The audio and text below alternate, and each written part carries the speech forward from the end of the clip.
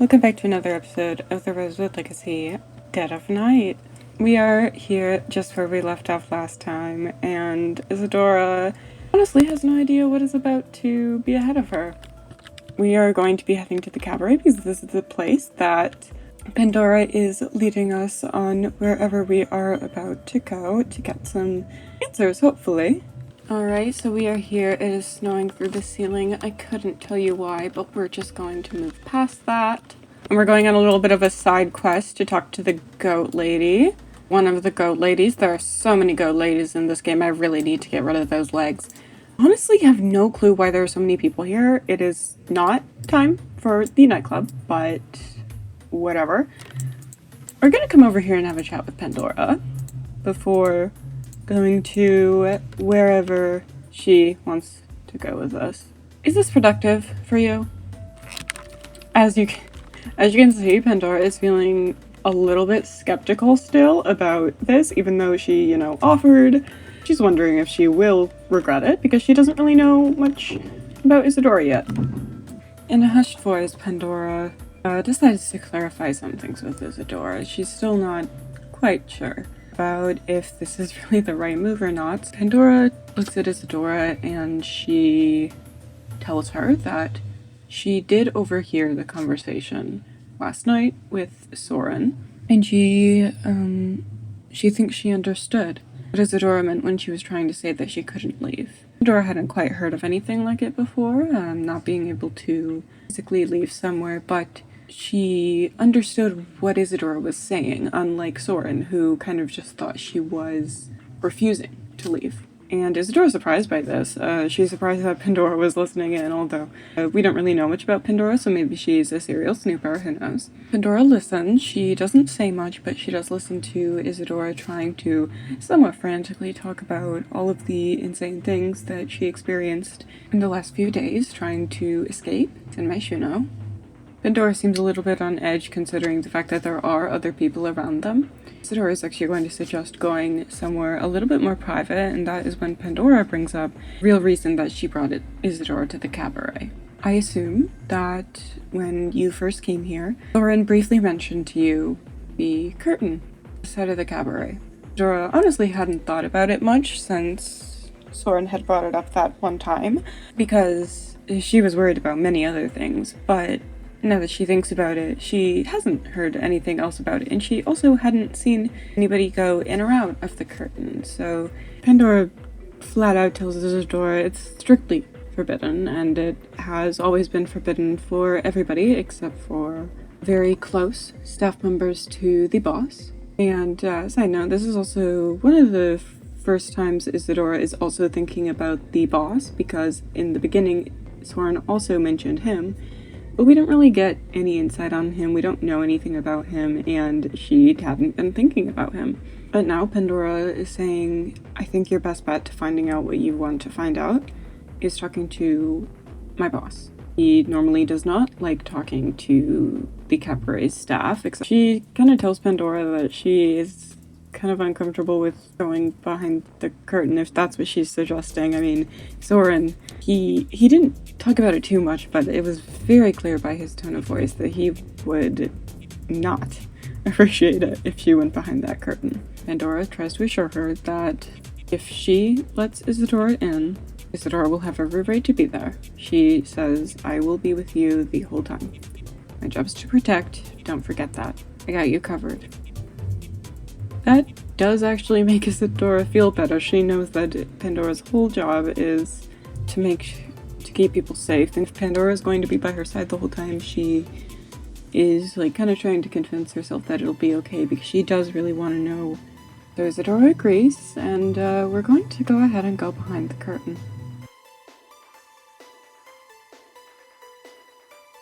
So Pandora, once they get to the downstairs hallway, turns to Isadora and tells her that she is going to talk a bit with the boss. So Pandora does go in first, and while Isadora can't quite make out what the two of them are saying, she heard little bits and pieces of the conversation between Pandora and Nathaniel, such as Pandora getting yelled at and dismissing the berating anyway, and she asks Isadora to come on in.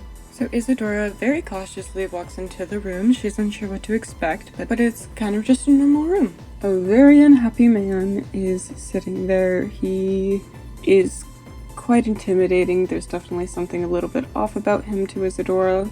She doesn't particularly feel very safe. Pandora introduces him to her as Nathaniel, boss of the cabaret, and has been for a long time. So Isadora is going to explain what she knows. She's going to explain that she went searching for answers after getting attacked.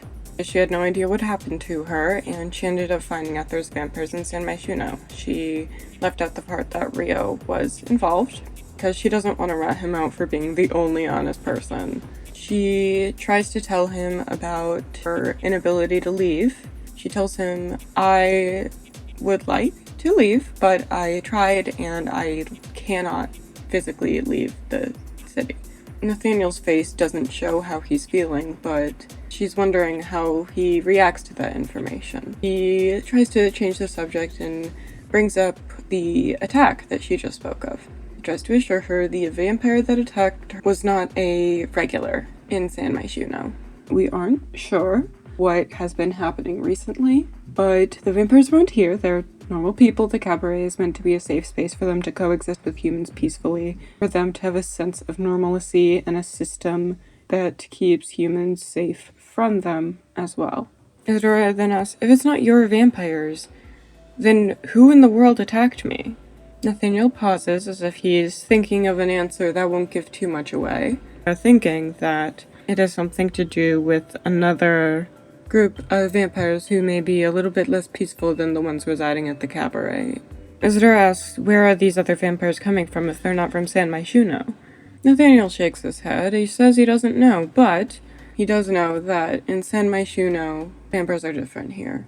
He wouldn't necessarily call them good vampires, but they do all see drinking from somebody without consent or attacking them as a form of assault, which is strictly forbidden if they are to interact with humans to make sure everybody is safe. The group takes pride in those rules, and it would be a huge breach and would have very costly consequences if somebody who finds a safe space in the cabaret ends up attacking a human. At first, the attacks came as a surprise to the club staff, and they're still pretty concerned about it because they still don't know exactly what has happened. But they assure her they will try to keep things safe and they'll be trying to work on it, and Nathaniel makes sure that she knows that, but there's something else to his tone. The situation is getting a little bit heated. He seems to be quite annoyed with the fact that she has such pressing questions and doesn't really take vagueness for an answer, and he continues to berate her, telling her that she has to tread carefully, and Isadora decides to kind of put forward a thought that's been on her mind, that maybe she should resign. Maybe that would be best for everybody, but Nathaniel does not seem happy with that idea. He immediately goes into a defensive mode and makes it very clear that it is not a good idea for her to resign, because he tells her, oh no, you know things that you're not supposed to, you know things that nobody else can know. You're staying within our sights until we can figure out whatever to do with you. Which just sounds like he is trying to decide what to do with her body, to be honest, but it doesn't help her feel more safe. Pandora decides to step in to defend Isadora a little bit. She says, Isadora got completely wrapped up in this. Whatever you're angry about, it is not her fault. She doesn't say much more than that, but it seems to shut him up a little bit, because it is true. Isadora is not responsible for the shit that she's been through, and she's just looking for answers to figure out what exactly happened. Nathaniel seems frustrated with the conversation and like he doesn't really have anything more to say, and anything further will just have him revealing things that he does not want to reveal. So, surprisingly, he disappears in a poof of smoke, which Isadora wasn't exactly sure was a thing until just now.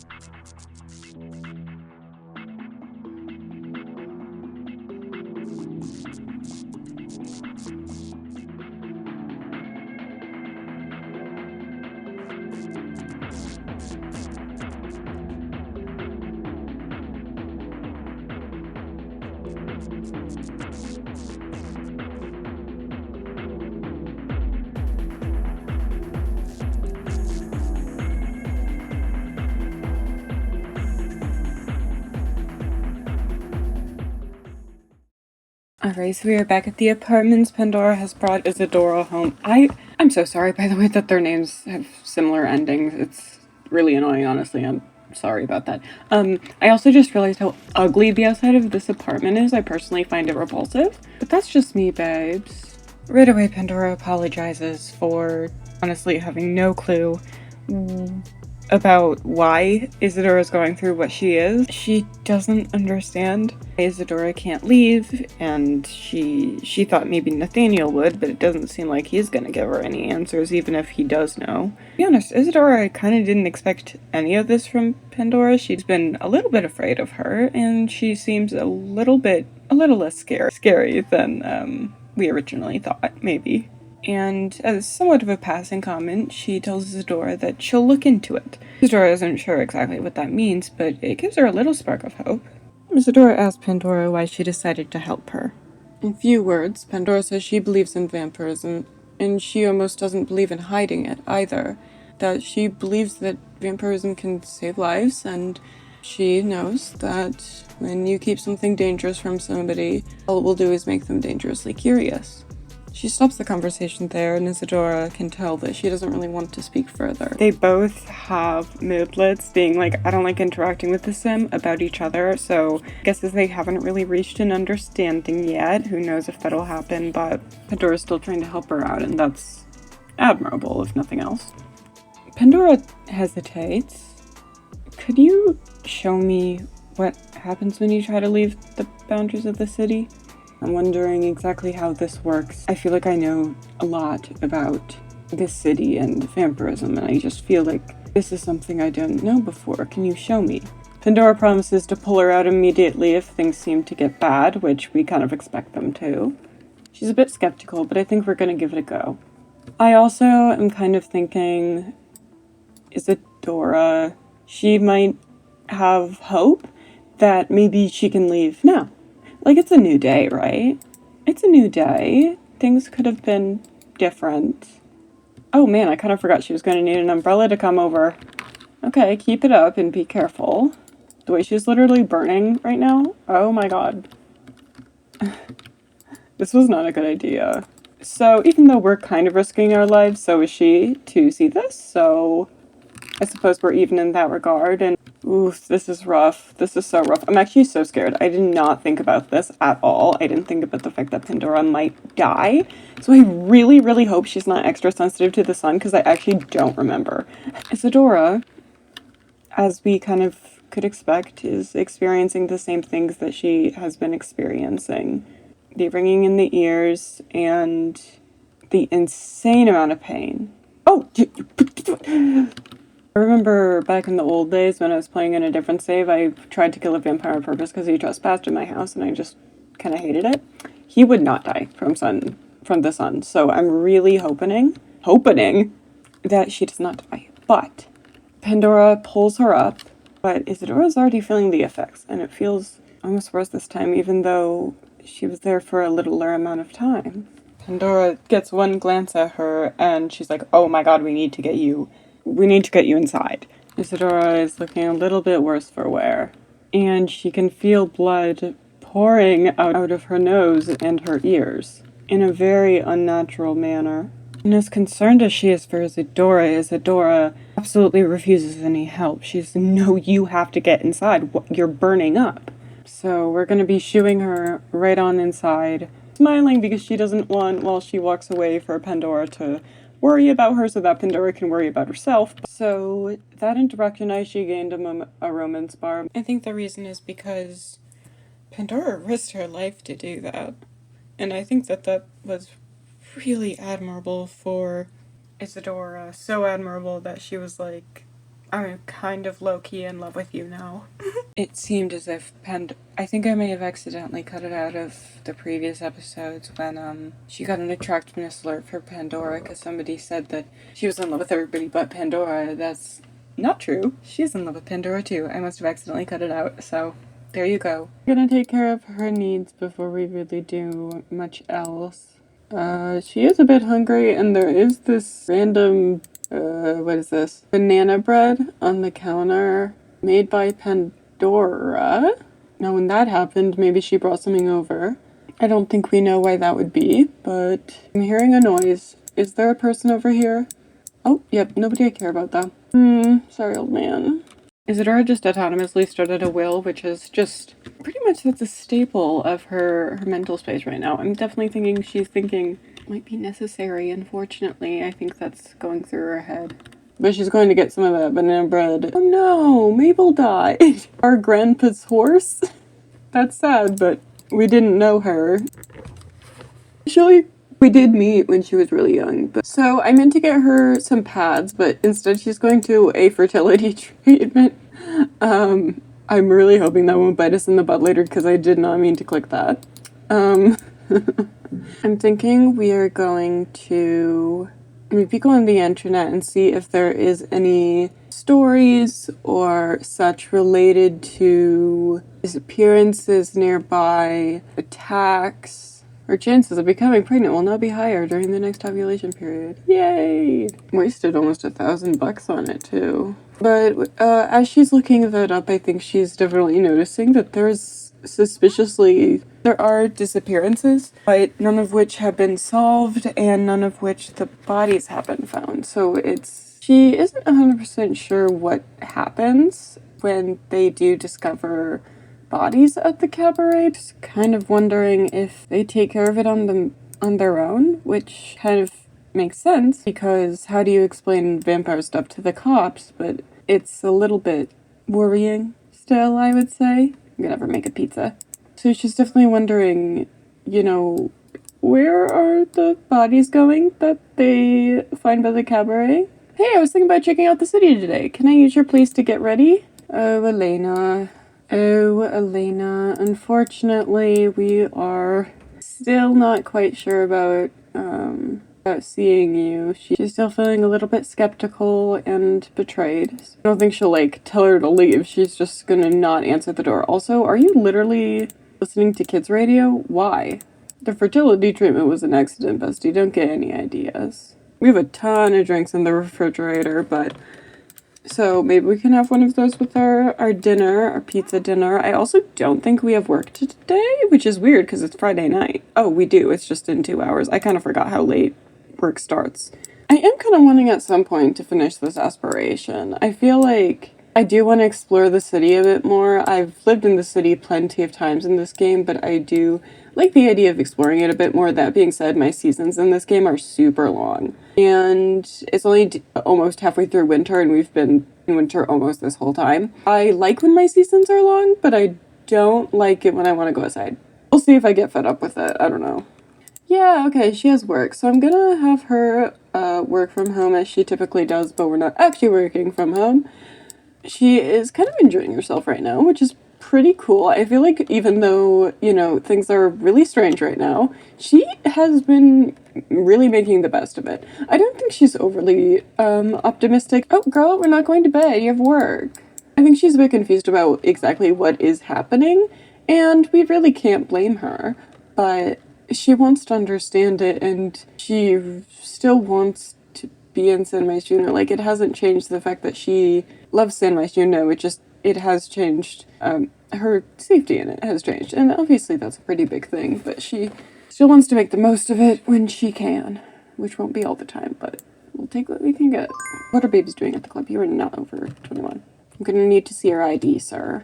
Alright, somebody suggested keeping track of how much money she has now and only keep 10% of the tips that we make, because as we know, she makes thousands in tips every night, and that's not very normal. Oh my god, who is this diva? I don't know why I'm so obsessed with her. Nobody is here, which I find a little bit strange. I actually don't know why nobody is here. Yay, we have a single customer. Okay, there we go. People are actually starting to come. But not very pretty people. I'm kidding, everybody else is gorgeous. I just hate his head. Frank dyed cocktail? Kinda just want to make one of those. I don't want to make it for anybody in particular. Can I just make it for myself? I guess not. I guess we quit our job to come talk to this random lady, which is fine, honestly. She's kind of pretty. I'd maybe do the same. Who knows? Is this guy trying to speak to us right now? Oh, it's because we got a different guy to take our job, and he's leaving. That's so great. He felt my threatening presence, I suppose. Oh, I was just about to say, I'm expecting for one of our parents to come tonight, because they always do. They always do, although she doesn't seem to be interested in coming inside, just standing here. Oh, hello, Vlad. I think that people are really starting to like her here at the cabaret, like the regulars. Oh, Felix is here too. I think Felix is a regular now, to be honest. He's here a lot. Rachel too. Winona too.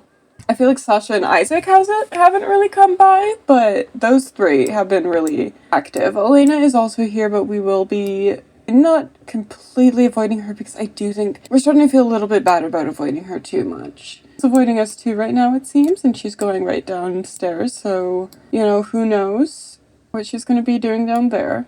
Hot daydreaming of Rio. Interesting. Okay, I love when I get pop-ups like these because I never know who it's going to be because we have options, babes. We have options. Pretty sure she's also attracted to Kira. Hello, Kira. It kind of looks as if she's taking the day off today. You better not be pregnant, babes. You better not be pregnant. I think she's just on her period, which, you know, it's a bit misleading, the emote, but okay, just making sure, babes. It does want us to chat with customers, so how is your day going, Kira?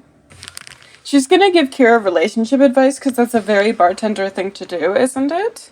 Nobody wants Vlad here. Oh my goodness, everybody is thinking no Vlad.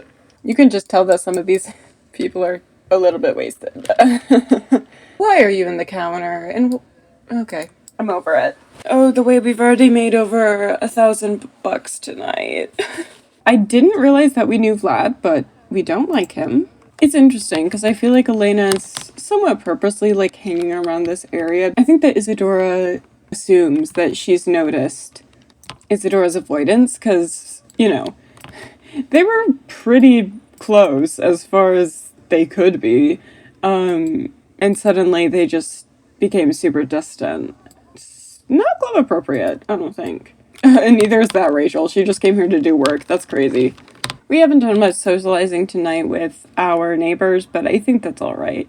Although I do think that Isadora is definitely thinking about talking to Rio about something that she kind of forgot about, but she thinks it's important that she talks about it to him. So next time we see him, we'll have that chat. Vlad is just wrecking Havok? It's not how you say it. That's not how I ever say it. I apologize for my lack of sensical linguistics. Alright, let's head home. She was really exhausted at the beginning of her she was exhausted. I have no clue why she's not tired anymore. She literally went to bed. I know she went to bed for like 2 hours because she was really tired before she went to work because she wasn't listening to me. But I don't think it would have gotten her energy up that much, and she was at work for a while. You would think it would have gone down. I am really confused by that, actually. Anyway, you can get to bed now, even though apparently you don't need it. Alright, she's on her computer. Oh my goodness, Elena. You know, I'm thinking that she wants so badly for Isadora to just come out and, you know, tell her I'm not mad at you, or for Isadora to just come out and say hi to her, because right now I think Elena's definitely starting to feel like Isadora hates her. Isadora doesn't hate her, but she is hurt by everything, and she just has been needing some time to figure it out, and she's a bit distracted and not 100% sure how to the affection they had in that relationship. As Isadora goes to get her mail, she notices a sound from the other side of the hallway. It appears as if Elena is crying in front of the message board and has written a note, torn it down, and now she's going back into her apartment. I think Isadora is thinking maybe she really should communicate with Elena because it feels like it doesn't feel completely fair. After knowing what we know about the purpose of the cabaret being for vampires to fit in with humans, it makes sense everybody was lying to her, and It still hurts, but Elena deserves to give her an explanation. She got the married for money call and she said no. She said no thanks because these conditions, she ain't trusting anything. Oh, man. She wants to make up with us so badly. I don't even know where she is. She's hiding inside of her house. But we want to talk to Rio about something. She wants to research some cooking techniques. Might as well do that for her. Get everything off her mind because she kind of has an agenda right now. Friends hang out. With whom? Oh, Elena. Alright, it looks like we have a Rio coming out of the apartment. So we're gonna come talk to him. We're gonna be inviting him in because we have something that we want to talk to him about. He doesn't know why yet, so I'd guess he's a little bit freaked out about it, but he agrees to come inside with her. So Isadora has been thinking a lot, and she can't help but think about what Rio said the night that he told her about the vampires. There was clearly something that he wanted from her, and she doesn't know exactly what it was, but it had something to do with being a vampire, assumedly, and she tells him, everyone else lied to me, Rio. You're the only one who told the truth, even if they meant well. I trust you, and I want to help you as I promised, so what do you need help with?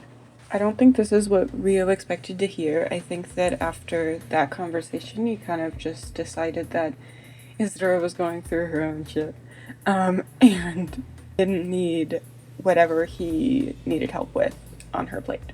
So he pauses and he tells her exactly he wants. I heard a myth. A popular one among vampires, though no one can quite confirm or deny. Apparently, is a possibility to become a vampire and then become human again. We're dead, so it's impossible to think how we would possibly be revived and turned human. It is just a myth for now, and it's a pretty vague one from what I know.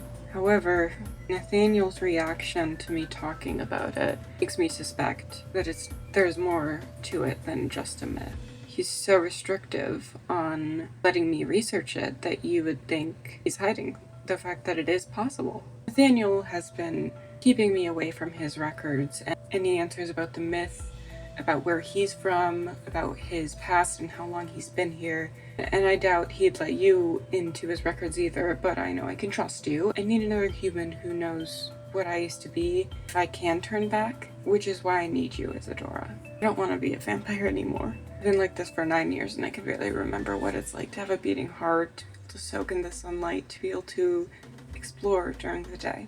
All I know is this cabaret, and I want people outside of the city to know my music. I want to perform with crowds who aren't dead or out of their minds drinking. Music is the outlet that has kept me sane for these past years.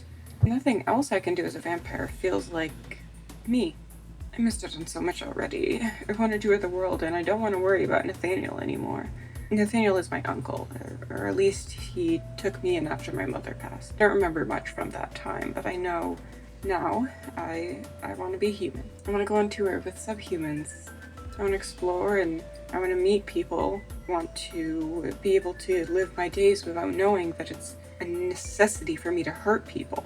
When I'm a vampire, I'm stuck in the dark and I'm stuck with my uncle. He doesn't like what I do and he's made it clear he would never let me turn human again if it was up to him. Right now it kind of is. He's in charge of all vampire records, everything related to it. You can't get much without going through Nathaniel. I'm sorry, I didn't need to tell you all of that. I guess I feel like I have to justify this to you if you were to help me. Isadora thinks for a moment and she asks him, what do you want me to do? Help me with some research. Maybe break a few rules, bend Nathaniel's regulations. Alongside me, of course. Won't make you do anything on your own. You'll be okay, I'll make sure of it. I don't think I can do this alone, and it doesn't feel right to do this with another vampire in tow. Maybe it's dumb, but this is more about me not wanting to be alone when I turn human, if I turn human, than anything else. And I trust you. I haven't known you for that long, but I understood. But I have a deep understanding of how much you yearned for answers after your attack. I've been yearning for answers about this for years and years now, and that is why I had to help you. And you coming to me right now kind of proves to me that I was right about you. I know it's a lot to ask, and I know you might not trust me still. Isadora, She's a bit of a soft spot for Rio now. Rio has told her the truth, and it seems like he's miserable as it is. So if Isadora can help him, she will. Besides, what harm could it do? It distract her from being stuck in San Myshuno anyway. She's not going anywhere, and she owes him. So she tells him that she'll do what she can. Rio grins. He's quite happy about this. He's never really said it out loud before, that he wants to be human, anyway, except for the few times he did with Nathaniel, but he quickly learned never to do so again. He tells Isadora that he will be back soon with information on how to take the first step. He's been collecting possible leads for a while now, but they've never been possible for him to do, and maybe Isadora can help him figure out how to do it.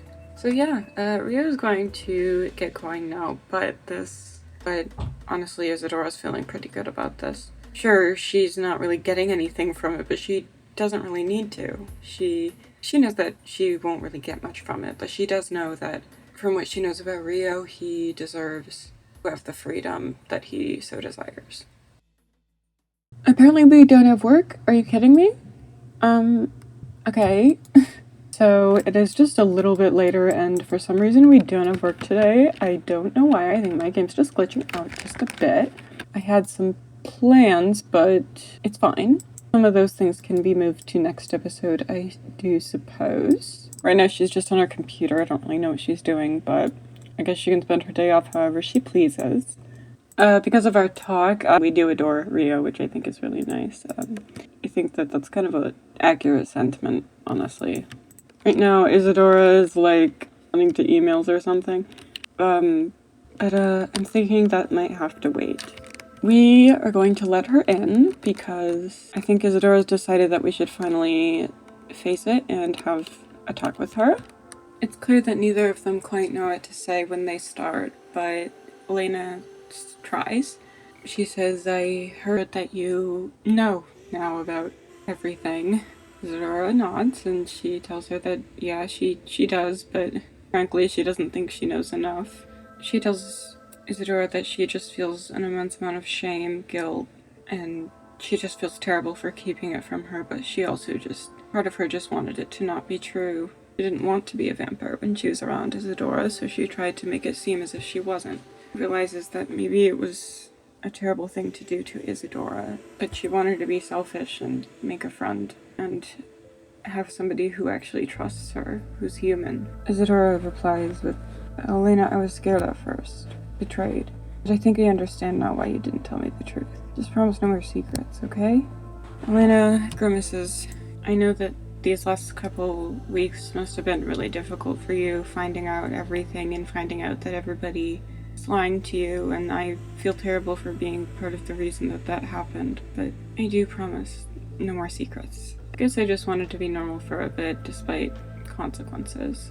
I never really wanted to be a vampire, but circumstances ended up like this, and now, vampires, they can have families, some can't eat or drink, go out in the sun. I've been around for hundreds of years watching everyone die around them. Everything I've experienced so far because of vampirism has only been negative, and I wanted to escape it. Should have never put that on you. A lot of vampires in San Myshuno appreciate their identity while trying to blend in, but I hate it so much, and I wish that I didn't because I'm stuck like this. Down earlier because the other night when I had a meeting with Soren, he told me that you knew, and I knew then that it was all over. I knew that you had every reason to hate me, and that I had lost you forever. So, I came to say goodbye. For your sake, Isadora. You don't deserve tough to deal. You don't deserve this behavior. I just wanted selfishly see you one more time. Isadora honestly doesn't like the sound of that. Oh, Elena, you don't have to say goodbye. I don't want to not see you again. This honestly comes as a surprise to Elena, and she just breaks out in a big smile. Really? You to leave forever. I needed a moment to myself. I needed a moment to soak it in, but I'm willing to forgive you, and I understand why you did it. I had something really special with you before all of this happened, and I trusted you so much, and I don't want to lose that. I believe you when you tell me that there's nothing else that you would like to hide. It's hard to trust anybody, but I did trust you. I can't imagine you ever hurting somebody. The two of them are gonna just talk a bit more, spend some more time together, because Elena is really relieved and Isadora is just happy that she kind of has her friend back. I know a lot has happened this episode, but we're gonna end it here. Let me know what you thought about the slightly different style that I've used throughout this video. It's a little bit easier than making cinematics, and I'm wondering if this is kind of actually a really good solution to the problems I've been having with cinematics. I've had a little bit of a hard time making cinematics recently. Sometimes doing stuff like this helps. So let me know how you enjoyed the way this episode was laid out. I hope you enjoyed today's episode, and I will see you guys next time. Goodbye.